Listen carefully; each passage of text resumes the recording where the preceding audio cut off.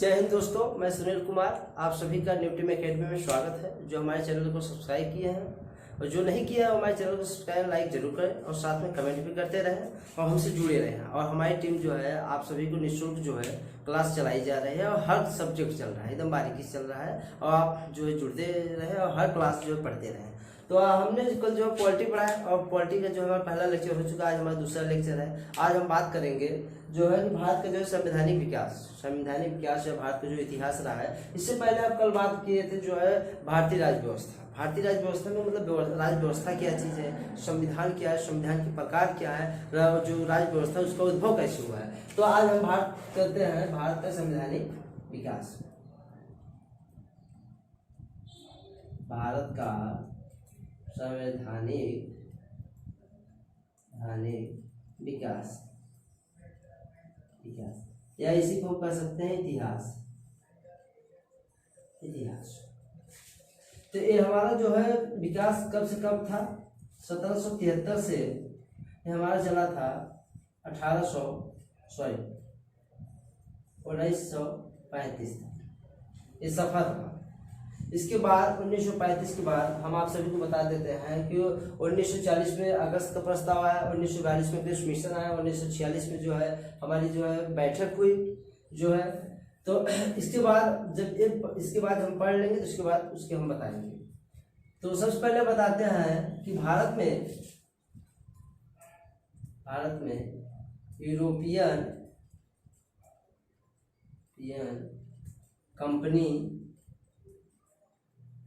कंपनियों का आगमन।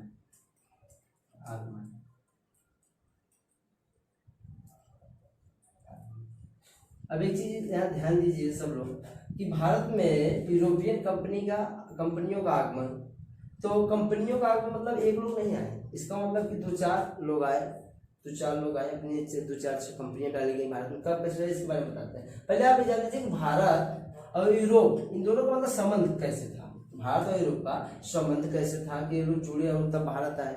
बिना कोई जुड़े कहीं जाता नहीं है। हम आपसे जुड़ेंगे तो आप हमारे पास आएंगे, हम आपके पास जाएंगे। तो ऐसे ही बात है, भारत में यूरोप का जुड़ा कैसे। तो जैसे हमारा भारत है,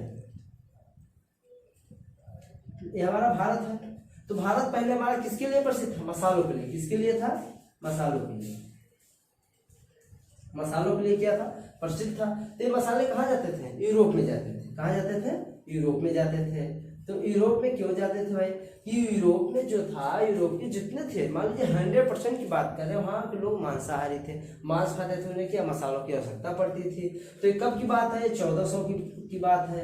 अब जान लीजिए कि मसाले जाते थे कैसे। इसमें वर्तमान की बात बता दें, अगर उसमें की बात होती तो इसमें जैसे हमारे पाकिस्तान, अफगानिस्तान, इराक, ईरान से होते हुए कहाँ से? तुर्की से सीधा पड़ता था मसाले जाने के लिए। अब सोचिए, ये तो कुछ दिन तक ऐसे चलता रहा, 1400 के आगे मतलब चलता रहा। बाद में जो है यहाँ से जो मसालों का यहाँ तक तो जाता था, पर यहाँ से आने जाने का जो है बंद हो गया मसाले। किस वजह से बंद हो गया? क्योंकि यहाँ कर और टैक्स ज्यादा लगा दिए गए, यहाँ इनकी जो मांग इनसे ज्यादा होने लगी। तब क्या हुआ? मसालों का आवागमन कम हो गया और इन पे जो है टैक्स और कर किसने लगाया था? यहाँ पे एक लोगों का जो है साम्राज्य किया। कौन थे वो? ऑटोमन। कौन थे भाई? ऑटोमन का जो है साम्राज्य, इनका जो साम्राज्य इसको जो हो गया। तो यहाँ बता देते हैं इनका जो है, इनका जो साम्राज्य यहाँ पे जो हुआ था, तुर्की का एक प्रसिद्ध स्थान है जो है, एक चर्चित था नाम है, वो बता देते हैं कस्तूनतुनिया है, वहीं पे इनका अधिकार हो गया। तो ये जो तब बता दें कि जो है जब इनका अधिकार हो गया तो यहाँ से जो इनके जो विद्वान थे तुर्की में, इन्होंने कहा कि अब आप सब जाए, यहाँ से विद्वानों को हटा दिए। तो विद्वान कहाँ गए भाई? यूरोप गए, इटली गए, ईरान, स्पेन, हर जगह गए। तो कुछ विद्वान यूरोप भी चले गए। कुछ विद्वान जब यूरोप गए तो वहाँ के जो भाई राजा महाराजा थे, जो वहाँ की प्रशासनिक व्यवस्था थी, विद्वान को बताया कि ऐसी ऐसी समस्या है मसालों के लिए। तो सोचिए जो विद्वान है हमारे भाई, विद्वान है तो अपना काम करेंगे। तो उन्होंने क्या किया कि उन्होंने आविष्कार किया। किसका आविष्कार किया उसको भी बताएंगे, और उन्होंने नवीनीकरण किया। किसका किया उसको भी बताएंगे हम। तो इन्होंने आविष्कार किया। अब सोचिए आविष्कार इन्होंने किस चीज का किया? कैंपस का। ये जान लीजिए कि कैंपस होता क्या चीज है। एक चीज होती है जो दिशा सूचक होती है, जो हमारी जल में जब जैसे हमारी जो नाव बनी या बोट होती है दिशा सूचक का कार्य करती है कि किस दिशा में जाना है किस दिशा में। उस वक्त इन्होंने इसी चीज का जो ज्ञान किया था। और इन्होंने एक चीज और किया, इन्होंने नवीनीकरण। अब सोचिए नवीनीकरण का क्या चीज है भाई, जब आविष्कार कर लिए तो नवीनीकरण क्या, ऐसी बात तो है नहीं कि यूरोप में काफी चीज, यूरोप में पहले से भी काफी चीज थी जो कि इनको ज्ञान नहीं था, इन्होंने उस चीज को बदला, नए रूप में लाया। जैसे कि हमारे यहाँ पहले क्या था, 100 वाट का बल्ब था, इसके बाद हमें क्या बनाया जो है CFL LED, तमाम चीजें जो प्रक्रिया बदलती गई भाई, 10 वाट 100 वाट 3 वाट का, तो इसी को हम बोलते हैं नवीनीकरण। मतलब जो चीज पहले से हो और उसको हम बदलते रहें, इसे बोलते हैं नवीनीकरण। अब सोचिए कि जो कैंपस, तो इसकी मदद से जो है जहाजों का आवागमन, तो सोचिए कि ये जो था पुर्तगाल, बता देते हैं यहाँ का एक देश था पुर्तगाल। तो जो है पुर्तगाल में जो है जहाजों का जो है बहुत छोटे छोटे बनते थे, वो ऐसे जहाज थे जो बड़े समुद्र को या बड़े जो है महाद्वीपों को नहीं लांग सकते, तो इसे छोटों में, तब इसी के माध्यम से पुर्तगाल और स्पेन में विद्वानों ने क्या किया, बड़े बड़े जहाजों का निर्माण करना शुरू कर दिया, बड़े बड़े जहाजों का निर्माण शुरू करना कर दिया। और इसी पुर्तगाल से एक व्यक्तित्व जो है भारत की तरफ निकला कि हम चलते हैं किसी न किसी। तो ये जो है सबसे पहले भ्रमण कहाँ किए थे, जो है दक्षिणी अफ्रीका का भ्रमण करते करते कहाँ पहुंचे, भारत पहुंचे। कहाँ पहुंचे भी, भारत पहुंचे। कहाँ कौन थे, पुर्तगाल के थे, पुर्तगाल के। तो पुर्तगाल कौन थे भाई, वास्को डी गामा थे, वास्को डी गामा थे। वास्को डी गामा जब भाई वास्को डी गामा जो है अफ्रीका से घूमते घूमते कहाँ चुके, भारत आ गए।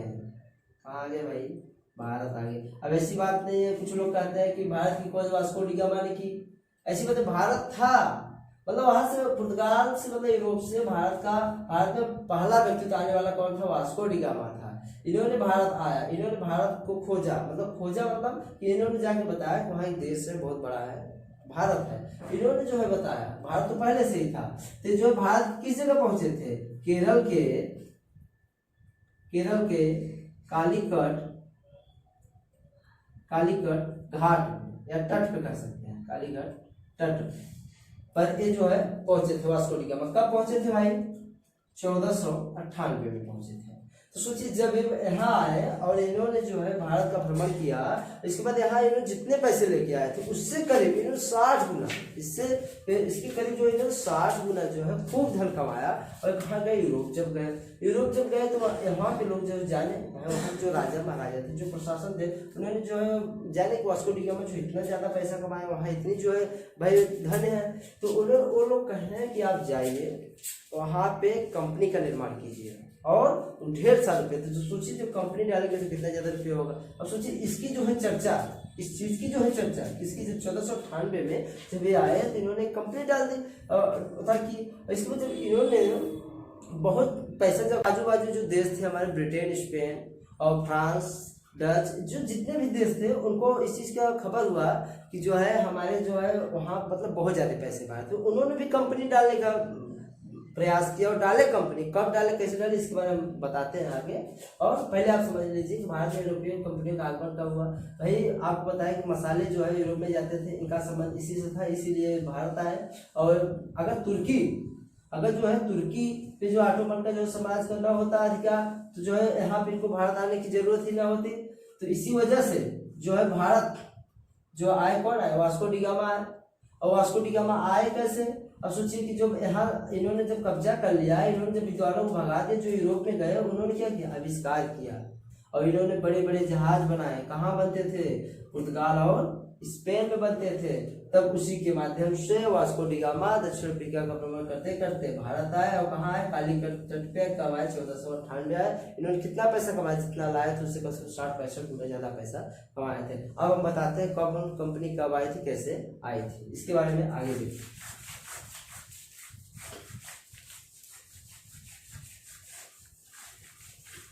अब देखिए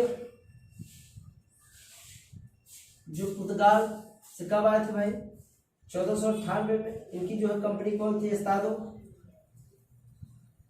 द इंडिया, एस्तादो द द इंडिया, इनकी कंपनी पुर्तगाल की कंपनी कौन थी उस्ताद? अब एक चीज और ध्यान रखिएगा कि ये जो कंपनी है ये भारत की सबसे पहली कंपनी है, भारत की सबसे पहली कंपनी है। सोचिए, इसके बाद कौन है? ब्रिटेन आए। ब्रिटेन जब आए वो कब आए थे भाई? 1600 में। तो इन्होंने कंपनी डाली, कौन सी डाली? जो सबको प्रसिद्ध है, हमें नहीं, इसमें वही कंपनी जो है आज भी सबको एकदम प्रसिद्ध, east India company, east India company. और यह भारत की दूसरी कंपनी थी, यह भारत की दूसरी कंपनी थी। ये चीज इतना तो समझ में आएगा। इसके बाद जो है डच आए, कौन है? डच आए। और डच लोग कहाँ के थे? Netherlands, Netherlands. डच लोग कहाँ के थे? नीदरलैंड के। एक कब आए थे भाई? 1602 में आए थे। इनकी कंपनी कौन थी? डच ईस्ट इंडिया, इनकी कंपनी थी डच ईस्ट इंडिया। इसके बाद डच के बाद जो है हमारे आए डेनिश। अब आप सभी को बता देते हैं भाई, जो डेनिश है हमारा, ये डेनिश है कहाँ पे? जो डेनमार्क का क्षेत्र है। किसका क्षेत्र है? डेनमार्क का, डेनमार्क का क्षेत्र है, क्षेत्र डेनिश। डेनिश कब आया? 1616 में आया। इन्होंने किस कंपनी का जो है स्थापना की? इन्होंने कहा डेनिश ईस्ट इंडिया कंपनी। ये किस नाम से डाले भाई? Danish east India company, Danish east India company के नाम से। और इसके बाद हमारे आया फ्रांस। कौन सा देश आया? फ्रांस आया, फ्रांस आया। तो फ्रांस जब आया हमारा, तो फ्रांस कब आया भाई? 1664 में आया। इन्होंने कौन सी कंपनी है? फ्रांस को हम लोग फ्रेंच बोलते हैं। क्या बोलते हैं? फ्रेंच के नाम से इन्होंने डाला कि फ्रेंच ईस्ट इंडिया कंपनी,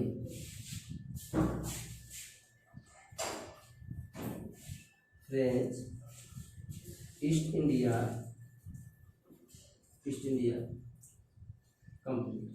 ये चीज है ध्यान देना कि सबसे पहले हमारे पुर्तगाल के लोग आए। कब आए? 1458 में स्थापित इंडिया डाली। ये भारत की सबसे पहली कंपनी थी। इसके बाद कौन आया? हमारे ब्रिटेन आए। ब्रिटेन 1600 में ईस्ट इंडिया कंपनी। इसके बाद कौन आया? डच है 1602 में। और इन्होंने किस कंपनी डाली? डच ईस्ट इंडिया कंपनी डाली। और डच के बाद हमारे कौन से है? डेनिश आए। कब आए? 1616 में डेनिश ईस्ट इंडिया कंपनी डाली। इसके बाद डेनिश के बाद कौन आया? फ्रांस आए 1664 में। इन्होंने फ्रेंच ईस्ट इंडिया कंपनी की स्थापना की। अब सोचिए कि जो ये सब कंपनी है, ये सब कंपनी, हम इसकी बात कर ले, इसकी मतलब हम सिर्फ इसको छोड़ दे, ब्रिटेन वाले को, ब्रिटेन की जो हमारी ईस्ट इंडिया कंपनी है, इसको छोड़ के बाकी जितने भी कंपनियां थी वो कौन थी? गवर्नमेंट थी, मतलब अर्थात सरकारी थी। कहाँ की?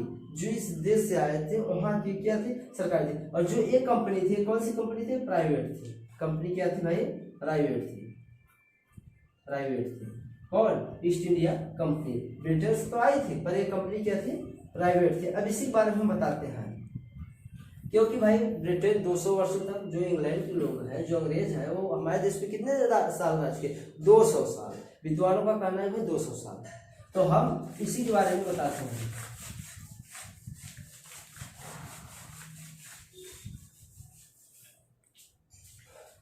अब सोचिए कि ब्रिटेन के लोग आए जब भारत, इन्होंने कंपनी डाली 31 दिसंबर 1600। पूछे तो ब्रिटेन के लोग आए 31 दिसंबर 1600 में। किस कंपनी को डाले भाई? ये लोग east India company, east India company के नाम से डाले। कब डाले भाई? 31 दिसंबर 1600 में डाले। अब एक चीज का और लोग ध्यान दीजिए, जब एक कंपनी प्राइवेट थी तो इसका मतलब इसको डालने वाला कोई ना कोई भाई मालिक तो जरूर होगा। 2 लोग थे। कितने लोग थे? 2 लोग थे। इन दोनों लोगों के बारे में मैं बता देते हैं आपका कि एक का नाम था जॉन जॉन वाट के नाम से जाना जाता है। और एक था हमारा जॉर्ज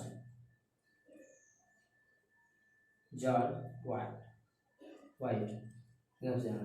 यही दो लोग थे जिन्होंने ईस्ट इंडिया कंपनी की स्थापना की थी।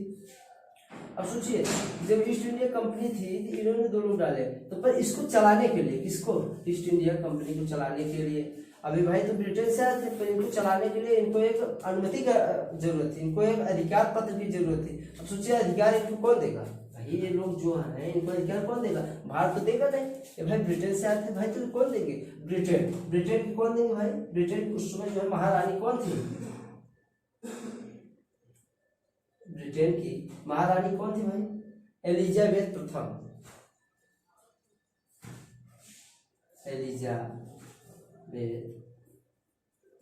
प्रथम थी।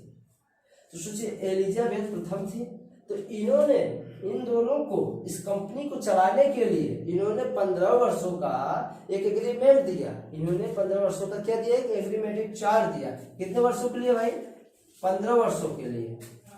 15 वर्षों के लिए क्या दिया, एक अधिकार पत्र दिया, अधिकार पत्र दिए। तो इसका मतलब क्या, जब इन्हें एक अधिकार पत्र मिल गया कितने वर्षों के लिए भाई, 15 वर्षों के लिए। तो इसका तात्पर्य यह है कि अब कोई भी कंपनी ब्रिटेन की नहीं आएगी। आप अकेले इस कंपनी को भारत में चलाइए, अगर ये न लेते तो कंपनी और भी आ सकती थी। तो भाई वहां की जो महारानी थी एलिजाबेथ प्रथम, इन्होंने इनको कह दिया कि आप भाई 15 वर्षों तक चलाइए, आपको किसी प्रकार से न कोई और कंपनी वहां डालेगा, आप सिर्फ आप ही दोनों इस कंपनी को चलाइए। तो जो है कंपनी 15 वर्षों के लिए हो गई। अब सोचिए यहीं से कहानी शुरू होती है, इस देश की यहीं से कहानी शुरू होती है। इसी कंपनी की वजह के आने की वजह से इस देश की जो है और कहानी शुरू होती है। अब सोचिए होता क्या है, जब कंपनी आई तो इन्होंने धीरे धीरे खूब पैसा कमाया, तो इन्होंने अब अपना पांव इस जो है भारत पे जमाने की कोशिश की, इन्होंने राज करने का कोशिश किया कि, और इनकी जो है सोच, पहले सोचिए इन्होंने सोचा कि हम इस भारत पे राज करेंगे, कैसे करेंगे। तो इनकी जो सोच थी, सोचिए वो भाई बुलंद हो गई 200 साल, सोचिए कैसे बुलंद हुई। तो इन्होंने सबसे पहले जो है, इसको मिटा देते हैं, आगे बताते हैं।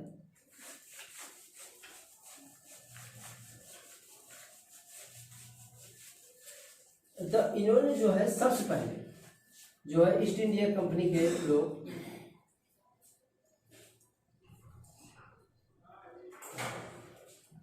ईस्ट इंडिया जो कंपनी के थे, तो सोचिए इन्होंने सबसे पहले मैं पता किया कि जो है कि हम भारत में कहाँ से शुरुआत करें कि हमें भारत पे जो है सत्ता मिले। तो इन्होंने खुफिया कहाँ भेजा, पश्चिम बंगाल भेजा।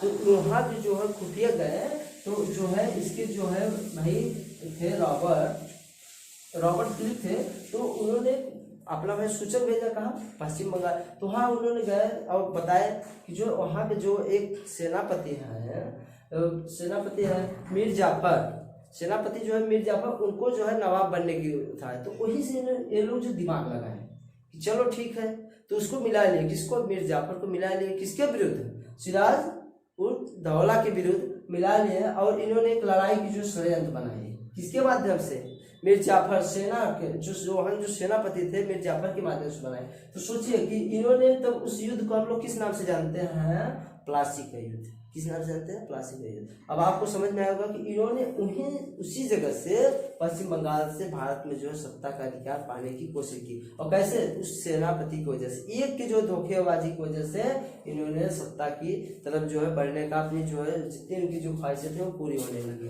तो सोचिए इनका जो पहला युद्ध कब हुआ था, इनका पहला हुआ था 23 जून 1757 को। यह भैया कौन सा युद्ध था, प्लासी का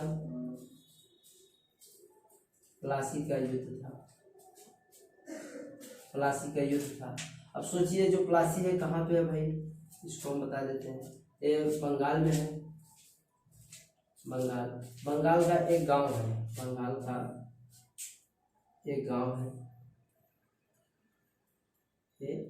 है, और इसको हम अंग्रेजी में कह सकते हैं, इसी यही लिख दे रहे हैं, विलेज ऑफ वार। तो सोचिए एक जो बंगाल का एक गांव है, कौन सा, प्लासी। और सोचिए प्लासी किस वजह से नाम पड़ा, क्योंकि जहां भी युद्ध हुआ था एक जो प्लास का पौधा होता है, प्लास का एक पेड़ होता है। किसका होता है भाई, प्लास का एक पेड़ होता है। यहाँ थोड़ा सा ध्यान दीजिए, प्लास का पेड़ होता है। वो क्या थे, जहां भी युद्ध हुआ था जो है, तो वहां पे प्लास पेड़ क्या अधिक मात्रा में थे, तो इस युद्ध का नाम क्या धर दिए भाई, प्लासी का युद्ध धर दिए। सोचिए कि प्लासी का युद्ध किन किन के बीच हुआ था, तो जो ईस्ट इंडिया कंपनी की तरफ से कौन थे भाई, जो प्लासी का युद्ध है, प्लासी का युद्ध दो लोगों के बीच हुआ था, यहाँ ध्यान दीजिएगा। और ईस्ट इंडिया कंपनी, इसको हम ऐसे भी लिख सकते हैं, ईस्ट इंडिया कंपनी की तरफ से कौन थे भाई, रॉबर्ट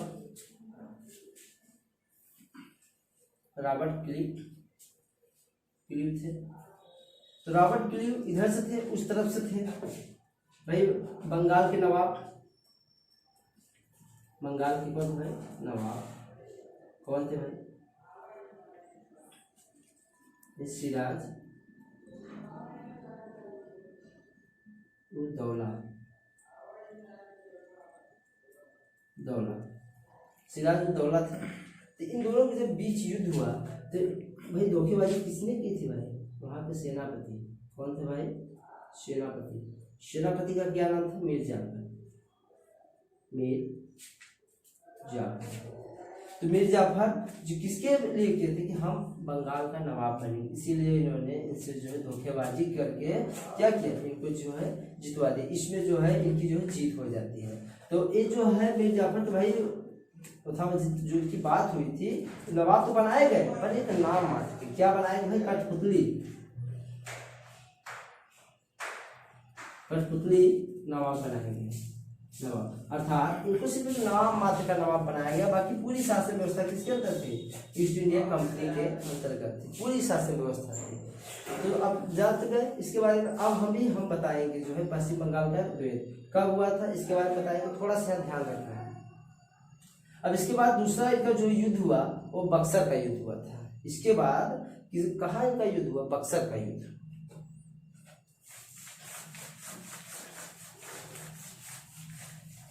अच्छी और ध्यान देना कि जब ये लोग प्लासी का युद्ध जीत गए, इनको जो है वहां की सत्ता मिल गई, शासन व्यवस्था सब कुछ मिल गई, सिर्फ नाम मात्र के थे मीर जाफर।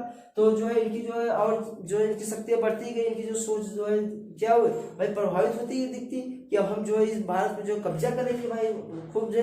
तो इन्होंने इसके बाद वहीं तक नहीं रुके, तो प्लासी का युद्ध हो गया। इसके बाद ये लोग जो तुरंत जो है बक्सर का युद्ध किए। उसके बाद कितने साल बाद बताते हैं आपको कि 20 अक्टूबर 1764 एक चीज दोस्तों याद रखना, वो था कितना, 23 जून था 1757। सोचिए अगर 57 में हम 7 जोड़ दें तो कहाँ पहुंच जाएंगे, 64 में पहुंच जाएंगे। कहाँ पहुंच जाएंगे, 64 में पहुंच जाएंगे। अब इसी सन के माध्यम से आप इसको याद रखिए कि इसमें अगर 3 घटा देंगे 20 और जून है अक्टूबर, कितने 2-3 महीने का फर्क है भाई, 2-3 महीने का, जुलाई अगस्त सितंबर 3 महीने के बाद जोड़ देंगे तो कौन पहुंच जाएगा, अक्टूबर पहुंच जाएगा। अर्थात इसमें 3 घटा देंगे, इसमें 3 जोड़ देंगे और इसमें जो है 7 जो है पहुंच जाएंगे। हाँ थोड़ा सा याद करने के लिए हम आपको, अब इसके आगे हम आपको बताते हैं। सोचिए कि 1764 में किसका युद्ध हुआ है, बक्सर का। अब आप सभी को मालूम होगा कि बक्सर है कहाँ, बक्सर है भाई बिहार में, बक्सर है बिहार में। अब बिहार की जो है सिटी है, इस समय एक सिटी है कहाँ की भाई, बिहार की, बिहार। अब सोचिए जब इन्होंने रखा तो जो है भारत के जितने भी भाई नवाब थे, जितने भी राजा थे, उन्होंने कहा कि जो है इनकी जो सत्ता यहाँ नहीं जमने देंगे। तीनों ने एक साथ, 3 लोग एक साथ जो है इनसे युद्ध करने के लिए तैयार हुए। किनसे, ईस्ट इंडिया कंपनी की ओर से जो थे। सोचिए जो बक्सर का युद्ध हुआ तो भाई किसके किसके बीच हुआ, इसको भी जान लेते हैं। तो ईस्ट इंडिया कंपनी की तरफ से थे हेक्टर मोनरो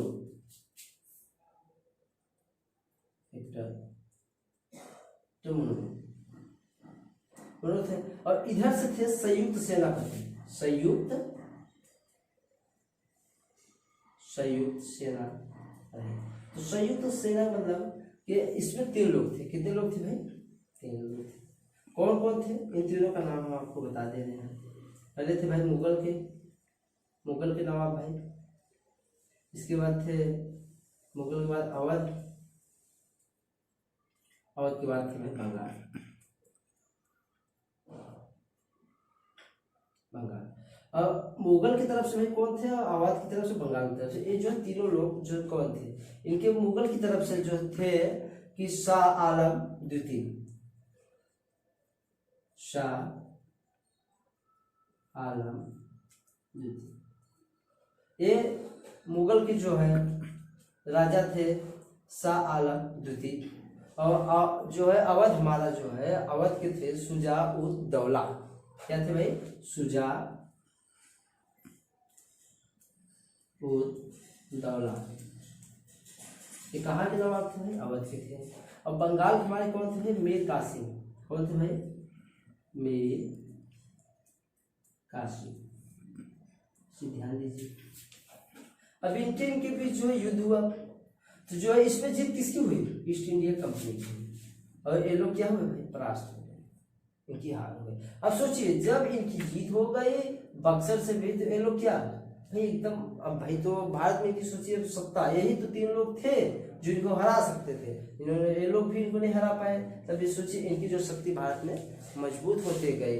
तो अब सोचिए अब इनके पास सब कुछ हो गया, अब इनके पास सब कुछ हो गया। तो एक चीज और बता देते हैं आप सभी को कि बाद में जो शाह आलम द्वितीय है, जो है अंग्रेज लोग कहें कि आप जो है वहां के नवाब बने रहिए। कहाँ के? मुगल के नवाब बने रहिए, पर सिर्फ बने रहिए कहें, इसको पूरी संपत्ति और शासन अपने हाथ में ले लिया। सिर्फ शाह आलम द्वितीय को क्या कहें कि इनको सिर्फ पेंशन कहें कि हम आपको सिर्फ पेंशन देंगे। तो एक चीज ध्यान दीजिए कि इनको को क्या देने लगे भाई? पेंशन। ध्यान दीजिएगा भाई कि जो है भारत के देखा जाए तो भाई भारत के जो है प्रथम जो है पेंशन के पास में शाह आलम क्या रह गया? शाह आलम प्रथम इन्हीं की पेंशन दे गया। प्रथम की अगर बात कही जाए कि अगर पेंशन सबसे पहले भारत में किसको दिया गया, तो शाह आलम द्वितीय को दिया गया। तो इतना तो आप लोग जान गए। अब इसके बाद हम बताएंगे जब इनकी जो इस पर कब्जा हो गया, इसके बाद इन्होंने क्या किया कि भाई 64 के बाद 1765 में इसी के दौरान जब युद्ध हुआ, इनकी जो जीत हुई, उसके बाद क्या 1765 में इलाहाबाद की संधि हुई। किसकी भाई? इलाहाबाद की क्या हुई भाई? संधि हुई। और क्या हुआ उसके बाद? बंगाल में क्या हुआ? द्वैत शासन।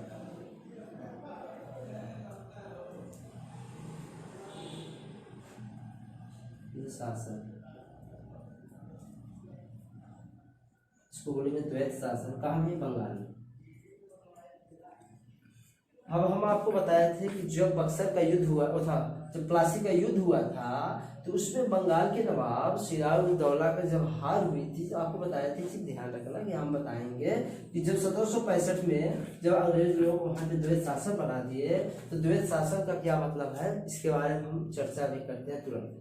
इसको आप लोग समझ के ही गए।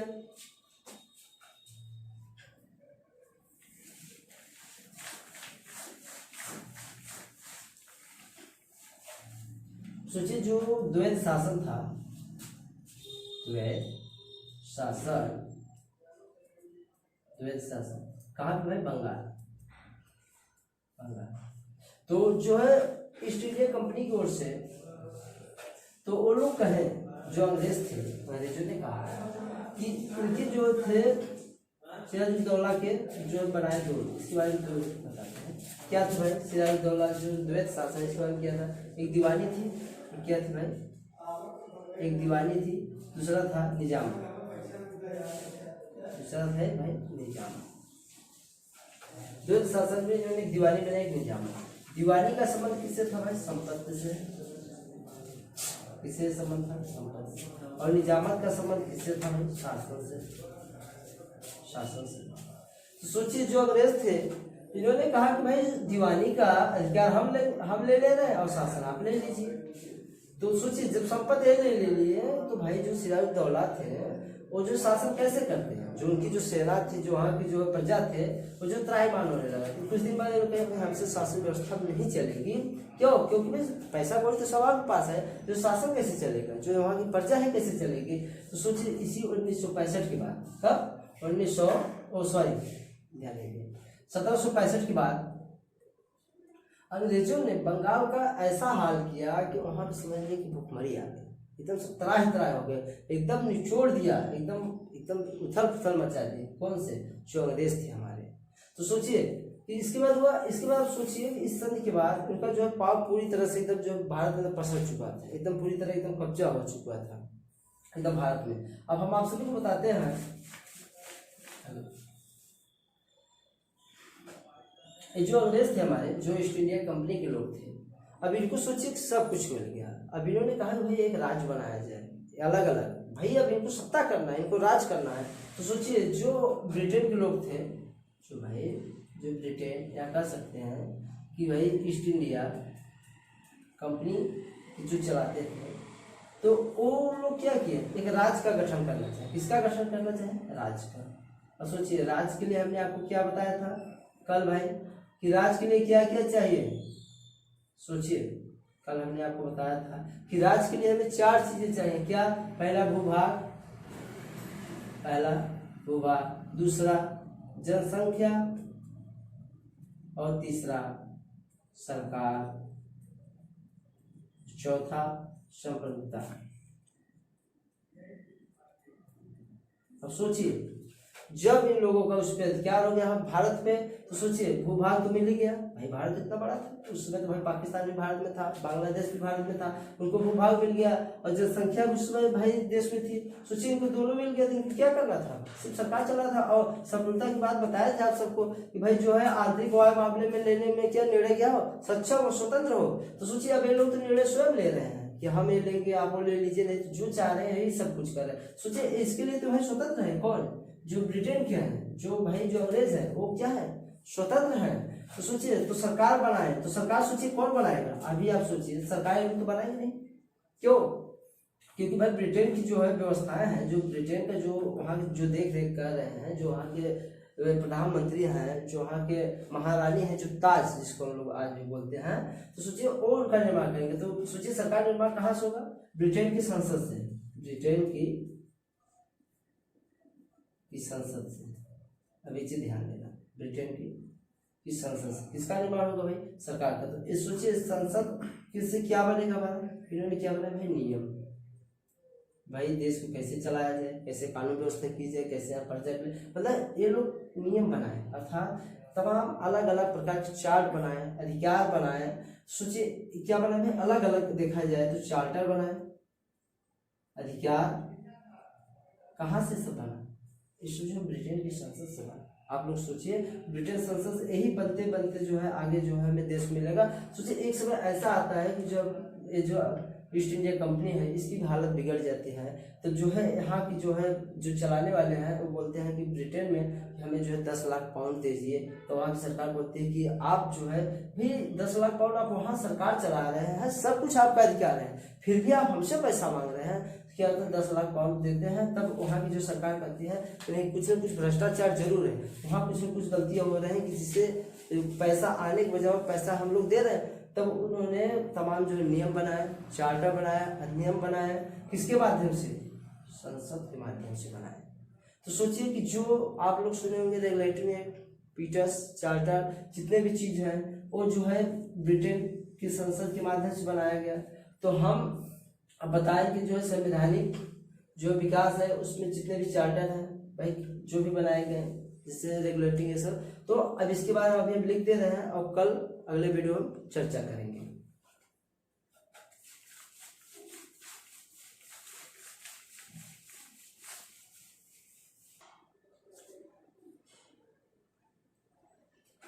भारत का संवैधानिक विकास, जैसा कि हम बताएं कि जो जो अंग्रेज थे उन्होंने जब भ्रष्टाचार किया, सब कुछ किया, तो भाई ब्रिटेन के लोग क्या कहें कि भाई एक नियम बनाना चाहिए कि भाई भ्रष्टाचार जिस वजह से जो कंपनी गड़बड़ा गई, वहाँ पूरी अर्थव्यवस्था गड़बड़ा चुकी है, हमें पैसा देना पड़ा है 10 लाख पाउंड, तो उस वजह से नियम बनाए गए।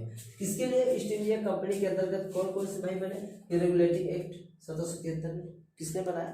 जो ब्रिटेन की संसद ने बनाया। इसके बाद ईस्ट इंडिया एक्ट 1784 में बनाया गया नियम। इसके बाद चार्टर एक्ट 1793 में बनाया गया।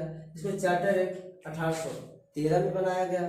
चार्टर एक्ट इसके बाद 1833 में बनाया गया। चार्टर एक्ट 1801 में बनाया। सोचिए यहाँ से जो ये सब बन रहे थे ठीक थे, पर जब यहाँ से बनना हुआ तो ये लोग कहें कि अब जो भी नियम बनेंगे जो 20-20 साल के अंतराल में बनना शुरू हुए थे, यहाँ इसके बीच में देखेंगे आप लोग 20-20 वर्षों का। इसके बारे में बताएंगे कि जब ये नियम बना कि इसमें क्या क्या बदलाव हुए, किसको जनरल बनाए, सब कुछ बताएंगे। इसमें एक एक ब्यौरा बताएंगे, एक एक चीज को, एक एक एक्ट को एकदम बारीकी से पढ़ेंगे।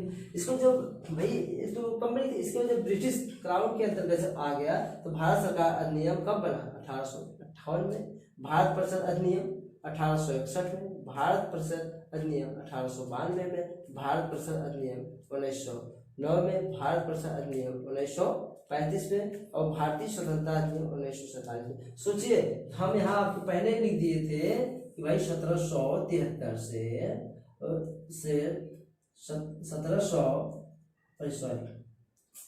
1935 तक इसका, इतने समय तक भाई 1853 तक ईस्ट इंडिया कंपनी का अधिकार है। इसके बाद जो ब्रिटिश क्राउन के अंतर्गत जो है कहाँ तक? 1935 तक अधिकार है। हमारे भारत के जो है कब अधिकार बना हम लोगों का? भैया 1947 में जब स्वतंत्रता का अधिकार बना तो हम जो स्वतंत्र हुए, तो हमारी जो है फिर भी 1950 तक जो है हमारा देश गणराज्य नहीं हुआ, इनकी ही जो है कब्जा थे। सिर्फ हम स्वतंत्र हुए थे तो जो है 26 जनवरी 1950 को हमारा देश क्या हुआ? गणराज्य हुआ। तो अब हम आप सभी बता दे रहे हैं कि ये चीजें जो है हम बारीकी से पढ़ेंगे। पहले इसको पढ़ेंगे, फिर इसको, इसके बाद इतना पढ़ने के बाद तब इसको पढ़ेंगे। तब इसके जब भारतीय जब हमारा संविधान आ जाएगा तो हम एकदम बारीकी से पढ़ते रहेंगे। आपको बताएं कि भाई जो अगस्त आए कब आए? 1940 में। 1942 में क्रिस्ट मिशन। 1946 में कैबिनेट मिशन की बैठक हुई। कब? इसके बाद तब हम संविधान के शुरू से हम बेसिक से पढ़ा रहे हैं। आप लोग बिंदास रहिए, कोई बात नहीं। और हम अब इसके बाद कल हमारा जो है अगला आएगा लेक्चर, और हमारे चैनल को जुड़े रहे, लाइक और सब्सक्राइब जरूर करें।